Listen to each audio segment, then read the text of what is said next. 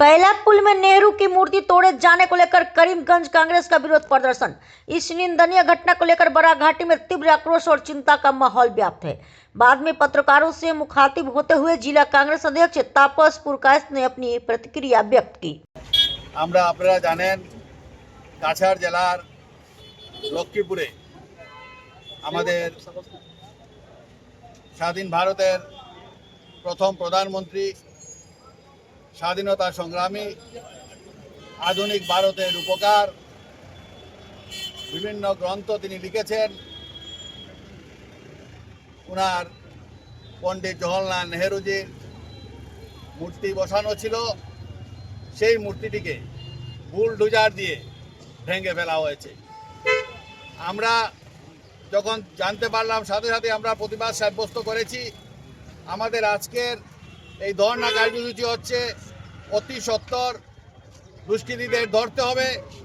আপনারা জানেন যে আমাদের মন্ত্রী কৌশিক রায়জির লক্ষ্মীপুরে এই অবমাননা কাণ্ড আজকে বাংলাদেশকেও হার মানিয়েছে।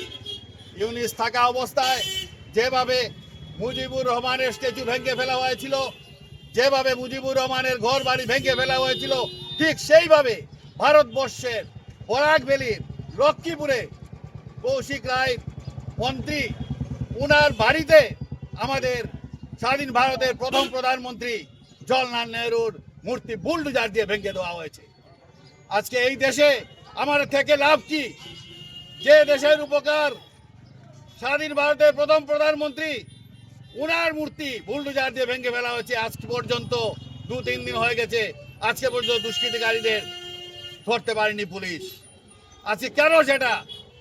যার জন্য নেহরুজি 70 বছর আগে বলেছিলেন যে কোনো এক গাওয়ার ভারতের মস্তদে বসবে এবং ভারতকে ছাড়কার করে দেবে, ধর্মের নামে বিভক্ত করবে, জাতির নামে বিভক্ত করবে। আজকে সেটা প্রমাণ আমরা পাচ্ছি। তাই বন্ধুগণ, আমরা ভারতীয় জাতীয় কংগ্রেস আমরা আমাদের আন্দোলন যতদিন পর্যন্ত দুষ্কৃতিকারীদের ধরা হচ্ছে না ততদিন পর্যন্ত আমাদের আন্দোলন আমরা চালিয়ে যাব।